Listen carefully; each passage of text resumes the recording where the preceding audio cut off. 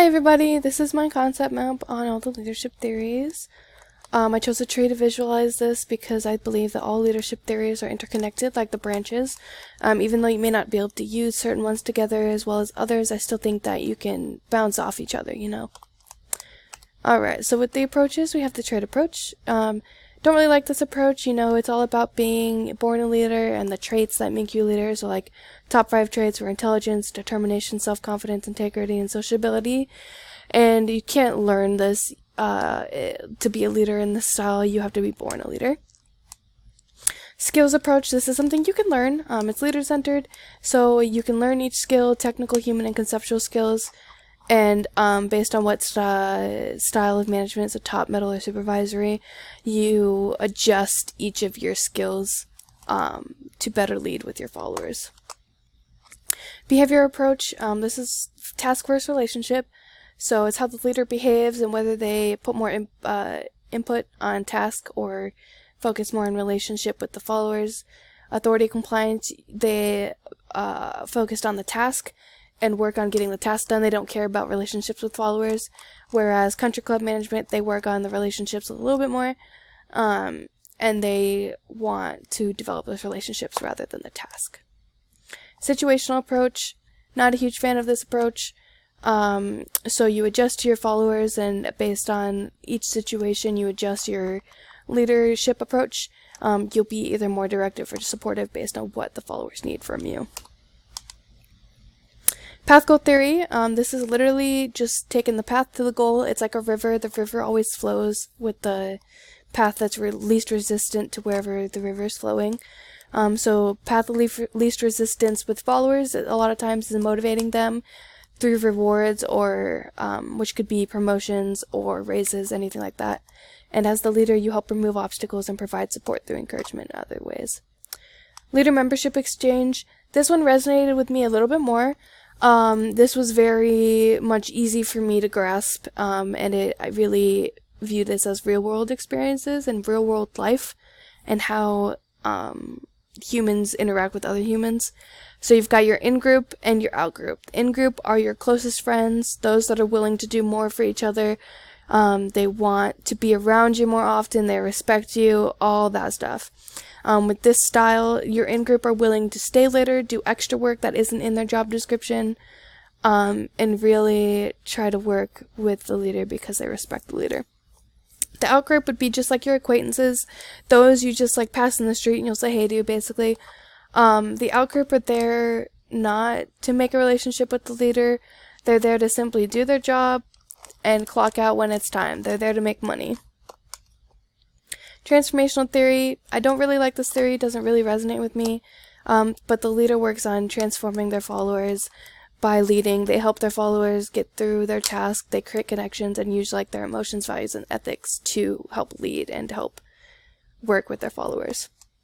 Authentic leadership, this was another trait that I really resonate with, and I think a lot of these descriptions of authentic leadership describe me, and I think I lead this way.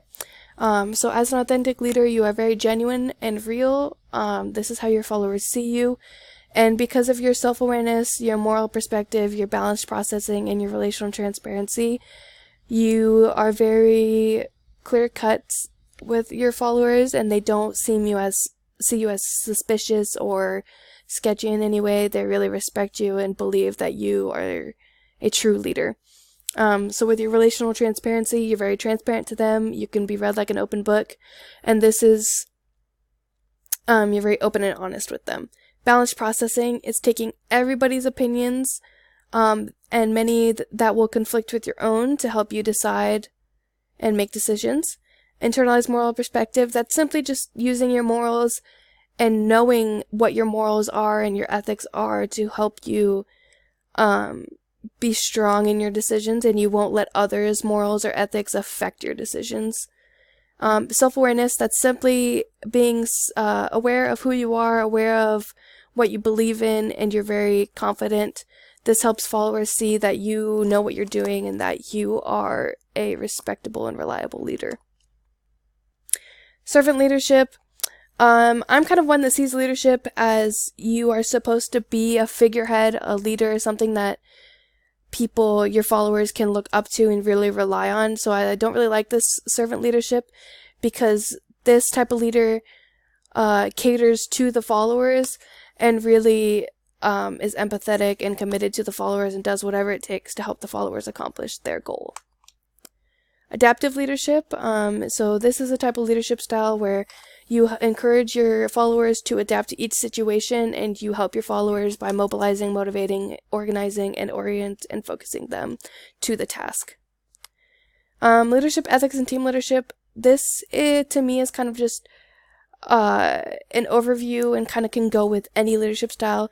It's based on everybody's ethics, and then with team leadership, you always have to have a team to be able to help run an organization. You can't lead yourself, basically.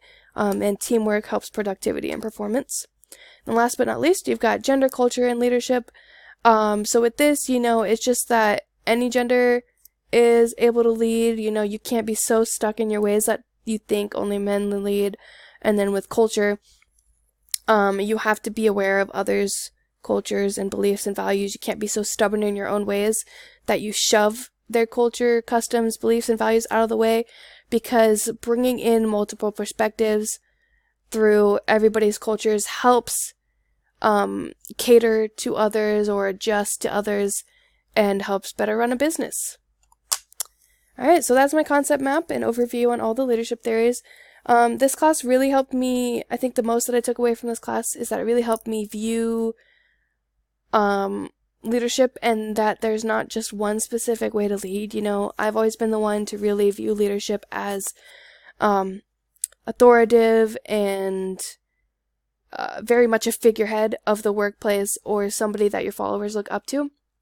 And this class showed me that while that is still true, there are many other styles like servant leadership or situational leadership, where the leader more caters to the followers and their needs and works with the followers. So yeah, thank you.